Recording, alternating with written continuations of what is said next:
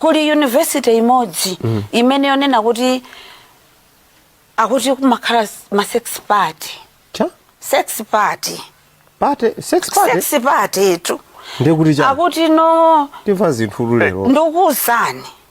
Zimatani mwati? Ndi akuti no nanga si kukhala pate ija akusangalala akunjoya afikana no poti no mwina ikupita kukutha tsopano no maphape aja kupita kukutha ndiye no makhala gwira inde zikuchitika ani ma sex parties amene wawa ndananga kumbukire zokatenga kondomu komanso alibe information inde khalapateso kodi pateita kumayiphatikiza yokudya chakudyacho yokumwa chakumwacho koma izozo tsotso ajeso zikuchitika kodi anawasiyana rwira ndiyeno ndikamba ndi partner wina wa organization inaso akundifotokozera kuti mami mukunenatu za sex parties komanso no kuliso liwu lina limene labwera posachedwa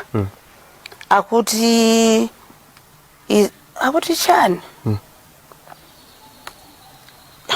kaya chizungu chake ndicholabe akuti FB osati Facebook ati nokoma kwabwera chizungu cha FB nda FB yo akumati fuck body pepani kuti ndayankhula koma nthawi zina tikakhala pa nkhani za HIV sitifuna kubisa mawu sitifuna kubisa akumati machani fuck body ndekuti nzako woti amene basi tikati ngati osati chibwenzi osati chibwereya kuti tatiye kurumu mecho wangochoka kwali roka mecho akuti basi pa ngati ali ndi chibwenzi kwinako akamfusa kuti iwe ukhanga tukuyenda ndiwakuti atamanena kuti no it's just my FB, it's just my FB.